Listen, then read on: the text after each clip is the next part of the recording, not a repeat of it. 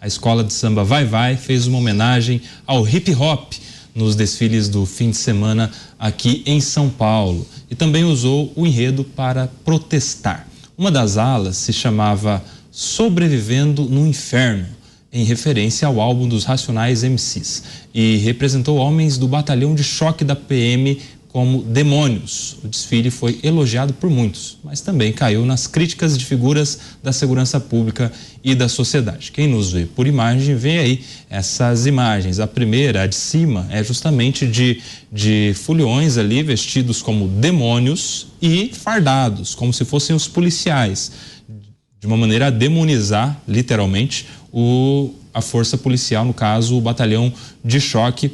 É a imagem que você, que nos acompanha por imagens, está acompanhando agora. Alan Gani. Pois é, você sabe que tem um livro que eu acho espetacular chamado A Guerra contra o Ocidente, Douglas Murray. Por quê?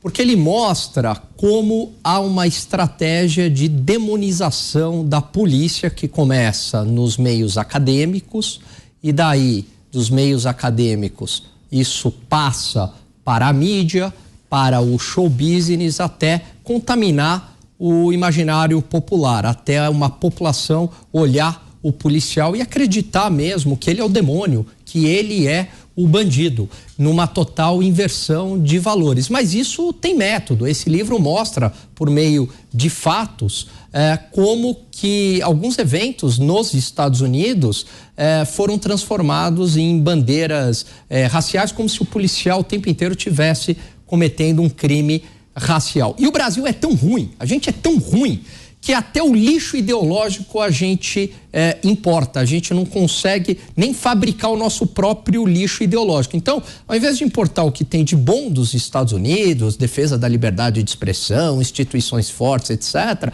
não, a gente importa o que tem de pior nos Estados Unidos, fabricado pela esquerda americana, diga-se de passagem, a esquerda mais perigosa do planeta, porque tem capacidade intelectual. E aí a gente importa isso e veja como isso é contaminado, né, no jornalismo, como isso é contaminado no showbiz, até chegar num enredo de escola de samba, num desfile de escola de samba. E isso vai contaminando a população. Isso é marxismo cultural, isso é Gramsci, você vai corroendo, né? Você vai implementando essas ideias por dentro, você vai corroendo a democracia por dentro, você vai demonizando os pilares da sociedade ocidental. E um dos pilares dessa sociedade é a ideia da ordem. E a ordem passa por uma ideia da aplicação da lei e passa pela ideia também do quê? Do policial defendendo a sociedade. Mas é interesse dessa turma justamente demonizar e corroer esses pilares da sociedade ocidental para acabar o que a gente tem hoje de valores como liberdade, democracia, economia de mercado, enfim. Ô Mota, uma das imagens, essa que a gente está vendo, coloca ali em cima os policiais como bandidos, como demônios, né? Demoniza a polícia. E embaixo a gente tem ali, eu não sei exatamente o nome técnico que se dá, mas duas pessoas de destaque no desfile, vestidos como presidiários, ou seja, como presos, teoricamente criminosos. Essa é a imagem, é a cena da inversão de valores, Roberto Mota? Eu quero pedir desculpas aos policiais, especialmente aos policiais, né, do batalhão de choque. Esse desfile foi em São Paulo, não é isso? Eu peço desculpas aos policiais paulistas. Eu, como brasileiro, me sinto envergonhado. Eu, como cidadão que paga os meus impostos, acho inadmissível que uma cena como essa seja aceita, seja aplaudida, seja considerada como cultura. E eu queria aproveitar e fazer uma pergunta. Quem estava protegendo as pessoas durante esse desfile? Quem estava fazendo a segurança do local? Será que era a polícia militar? A mesma polícia militar que estava sendo zoada no desfile? Essa história me lembra uma outra história de uma banda de rock, aliás, uma banda muito boa, que um dia fez uma música criticando a polícia. Bom, um tempo depois, a namorada de um dos músicos foi sequestrada, se eu não me engano, aqui no Rio de Janeiro.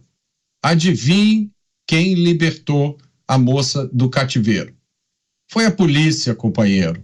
Não foi nenhum sociólogo, nenhum historiador, nenhum músico. Zoar policiais é muito fácil. No Brasil de hoje, atacar, difamar policiais militares é moleza. Agora, eu queria ver a escola ter a coragem de colocar os demônios, por exemplo, vestidos de toga. Vamos lá, vai. Mostra pra gente que vocês são corajosos mesmo. Ô Zé, você acha que algum dia a gente vai ter uma escola de samba fazendo um enredo, um desfile, homenageando a polícia? O policial que às vezes coloca a própria vida em risco para salvar alguém que nem conhece, combater a criminalidade, trocar tiro. Você acredita, Zé? Eu torço para que isso aconteça, né? Um enredo todo. Já houve algumas alas em homenagem justa à polícia e à segurança. Mas eu gosto da ideia de que o policial seja mesmo o demônio, que o policial seja mesmo o pesadelo dos bandidos. Bandido tem que ver policial assim mesmo, como demônio, como pesadelo, como executor. O bandido tem que temer a polícia, tem que ter medo da polícia. A polícia tem que ter autonomia para falar em nome do Estado. Existem policiais que não prestam? Sim, existem. Mas até os policiais não gostam de colegas bandidos ou colegas que não prestam, né? Então, a polícia tem que ter autonomia e tem que ser o pesadelo e tem que ser o capeta, o diabo dos bandidos. E é assim. Você sabe que eu sou muito, assim, observador do popular. E uma vez, eu já contei aqui, vou repetir, vi uma senhora, o menino dela chorando, o filho dela chorando, e ela falou: para de chorar que eu vou chamar a polícia. E tinha um soldado perto. E foi lá e falou: minha senhora, não faça isso. Não treine o seu filho para ter medo da polícia. Quem tem medo de polícia é bandido. Então, quem configurou esta ala, colocando o policial como bandido, como pesadelo, é porque tem algo a dever, e eu quero que ele seja o pesadelo dessas pessoas mesmo. Tem que ser. Tem que tremer. E é assim, inclusive os símbolos, né? É uma caveira com a faca, de cima para baixo. No sentido de que tem que temer. É isso. Há alas da polícia, mais relações públicas, mais ostensivas, mas é preciso ter esses pesadelos. Sem esses pesadelos e sem esses demônios na vida de bandidos ou com quem pensa como bandido, aí ficaria muito melhor para eles. E o Alan tem razão sobre essa configuração de estética de alguns artistas. Eu me lembro muito bem, assim, de uma música que provocou um debate. Ela foi escrita pelo Renato Russo, mas fez sucesso com Capital Inicial, que é Veraneio Assassina. Veja uma das estrofes. Pobre quando nasce, com instinto assassino, sabe o que vai ser quando crescer. O ladrão para roubar, o marginal para matar. Papai, quero ser policial quando eu crescer. E uma música que fez sucesso. Então há essa estética, realmente. Mas quem escreve, esses conturbados que escrevem essas letras, né, e que às vezes são repetidas, né, o Morro de Dedê é ruim de invadir, né, mostra uma resistência e faz sucesso, né, e quando se faz uma música como Defendendo a Rota, por exemplo, aí todo mundo estranha e acha esquisito, né? Não, é estética de arte e tem que ter as duas versões. Agora, incentivar o crime é que deveria, quando alguém canta algo assim, tem que chamar, explicar como é que é isso aqui, por que você está fazendo essa contribuição para o crime, por que você está agindo assim, defendendo bandido. Então, a estética de arte tem que ser livre.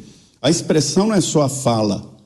A liberdade de expressão defendida pela Constituição é uma liberdade total, ampla, vetado o anonimato. Então, essa liberdade de expressão ela pode ser através da música, através de pintura, de artes em geral. Mas todos têm que ser responsabilizados, a não ser que esteja em mídia social, página social e não. Os bezerros de ouro não podem, você não sabe quem é. Agora, aqui a gente sabe quem escreveu, sabe quem cantou, quem gravou, né? E pronto. No mínimo, tinha que colocar uma censura. Censura que eu digo de idade, né? Não existe censura prévia no Brasil, mas exige classificação. né? A censura de classificação existe, ela é necessária e algumas leis, inclusive o ECA, cobre exatamente esta classificação por faixa etária. Não é a censura no sentido de não produzir. Portanto, eu acho muito legal que o policial seja visto e seja transcrito dessa maneira como pesadelo e como demônio, mas para os bandidos. Muito bem. Quem chegou agora do intervalo da rádio estava acompanhando aí o Zé Maria Trindade comentando esse desfile polêmico aqui em São Paulo da Escola de Samba Vai Vai, que colocou policiais como demônios. Eu quero te ouvir também, Alan Gani. Pois é, bem lembrada essa lembrança aí dos autores dessas letras de música, Zé, e lembrando que esses caras aí, esses cantores são milionários, muitos ficaram milionários vendendo esse tipo de letra, e com dinheiro para ter a sua própria polícia, né? Seguranças particulares, fortemente armados e com um discurso bastante hipócrita, né? Quer dizer, armas para mim, eu posso aqui me defender por meio dos meus seguranças e você, cidadão comum, não. E só para chamar a atenção que quando a arte ela vai para um outro caminho, Koba, que é a pergunta que você fez para o Zé, será que a gente vai ter aqui um desfile enaltecendo a polícia? Teve um filme em 2007, Tropa de Elite 1, que trouxe a visão do policial, da dificuldade do policial. O filme foi um fenômeno porque ele gerou uma espécie de catarse nacional. Quem foi ver esse filme no cinema percebeu... não havia essa cultura, né?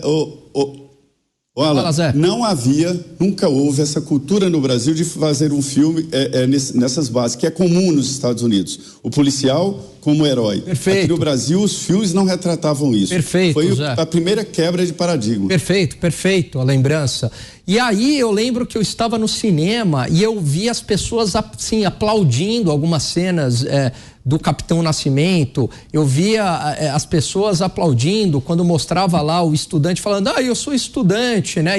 E aí o Capitão Nascimento fala, você financia tudo isso daqui com esse seu discursinho hipócrita, ou o Matias lá, né? Quando ele é hostilizado pelaquela turma de riquinhos ali, e ele fala, do apartamentinho de vocês não sabem o que é a vida de um policial e vocês ficam financiando essa bandidagem. O baiano tem consciência social, aí mostra lá o cara inescrupuloso pra caramba. Então traz uma outra abordagem e o filme vira um sucesso de bilheteria. O filme vira uma espécie de catarse nacional. E por quê? Porque o filme acabou de alguma maneira trazendo a realidade. Quando a arte, de alguma maneira, ela consegue, ou o jornalismo, captar a realidade, a população fala, opa, peraí, isso faz sentido, eu me identifico com essa arte, eu me identifico com a mensagem desse filme, eu me identifico com a fala desse jornalista, o que quer que seja. Por isso que o filme foi um sucesso de bilheteria. Ô Mota, e isso tem gerado reações. O Sindicato dos Delegados de Polícia do Estado de São Paulo já fez uma nota repudiando o tema do desfile da Vai Vai. Roberto Mota. Isso é uma coisa gravíssima. A gente tem que entender que ideias têm consequências, que aceitar uma coisa dessas como normal significa que daqui a algum tempo as poucas proteções que a gente ainda tem aqui no Brasil podem não existir mais. Os policiais brasileiros, eles lutam uma luta desigual. Veja o que está acontecendo em São Paulo. É uma guerra. Quantas vezes a gente mostrou aqui policiais assassinados em São Paulo, uma policial feminina que estava na sua moto foi roubada, atiraram nela, ela ficou sangrando, caída no chão, morrendo. 2 policiais em Santos, baleados na cabeça, um deles tinha 2 filhas de 1 ano e 1 mês de idade. O que esses policiais recebem pelo sacrifício que eles fazem? Zombaria. Foi isso que essa escola de samba fez. Ela zombou com o sacrifício e a dedicação dos policiais. Eu queria saber para quem eles vão ligar, para quem os autores dessa zombaria vão ligar no momento de dificuldade. Eu já sei a resposta. É como algumas pessoas que eu conheço, que adoram falar mal da polícia, criticar, chamar a polícia de tudo quanto é coisa. Na hora que aperta o calo delas, elas me ligam. Ô Mota, você conhece alguém que possa ajudar aqui nessa situação? Então, é uma turma que vive de hipocrisia. E eles estão semeando a desgraça que nós vamos colher amanhã, no dia em que a polícia se cansar desse tipo de coisa e disser, chega, se virem vocês não gostam tanto de bandidos? Vocês não acham que a polícia é uma porcaria? Então se virem, não liga mais pra gente não. Ô Zé, agora a arte tem uma característica que é de influenciar, né? Influencia através das letras das músicas, como você disse aí, através do filme que o Alan citou, e nesse caso também não deixa de influenciar. Agora, qual é a influência para uma criança que de repente está vendo esse desfile na televisão, para um adolescente que vê a polícia como um demônio e o bandido lá como mestre-sala e porta-bandeira, um presidiário como um cargo de destaque ali no desfile? Será que isso não pega mal para a imagem da corporação, não pega mal para as próximas gerações, para como as próximas gerações vão enxergar uma força policial? Pois é, o perigo desta mensagem subliminar é exatamente esse, é impregnar uma ideia sem argumentos, né? Através de imagens. A arte ela sempre, na humanidade, durante toda a existência da humanidade, a arte sempre existiu, né? O teatro do Brasil não foi inventado no Brasil, mas veio da Grécia, que enfim, tem origens lá atrás, mas muita gente diz que aqui no Brasil, já através das pinturas rupestres e tal, demonstrava que já havia arte aqui no Brasil antes dos portugueses chegarem aqui. Os portugueses não descobriram o Brasil já existia antes da chegada dos portugueses, então aqui já tinha uma atividade artística. E a arte, ela passa mensagens perigosamente sem argumentos. Então, assim, essas imagens ficam implantadas no subconsciente, não é só de crianças, mas de adolescentes e de velhos e de idosos e de todo mundo, porque retrata de uma maneira ali lúdica uma situação sem argumentos, uma situação que não é real, mas artística. O artista sempre tem essa chamada licença poética, que não é só na música, mas também nos traços, na arte. O artista pode, por exemplo, colocar asas numa onça e fica lindo. Ninguém poderia imaginar uma onça de asas, mas depois, quando você vê uma onça com asas, você se pergunta assim, gente, por que onça não teve asas? Por que onça não tem asa? Porque o artista te leva a imaginar assim através exatamente da mensagem subliminar. Então, a arte ela é muito mais perigosa, por exemplo, do que um debate aberto como esse aqui, porque existem argumentos e contra-argumentos. Existem pessoas contrárias. A gente vê na rede que muita gente fica do lado de um comentarista, outros de outro. Por quê? Porque há argumentos. Na arte não tem argumento. Cada um sente alguma coisa. Então, assim, o grave aí é traduzir exatamente esse sentimento de que o policial é bandido, de que o bandido é o herói da história. Não é. A vida de bandido é terrível. A média de vida de bandido é de 22 anos. Depois dos 22 anos, ou ele está na cadeia ou no cemitério. É a realidade. É assim. E se alguém passa uma mensagem de que a vida do bandido é boa, como em alguns filmes, a gente tem que entender que não é a realidade, é a arte. Mas a arte passa ideias e implanta isso no subconsciente, e você tem razão. Eu continuo achando que o policial tem que ser o pesadelo, tem que ser o capeta para os bandidos. Não pode mudar essa concepção. E esta tem que ser a realidade. Ele tem que ser o pesadelo dos bandidos, sim.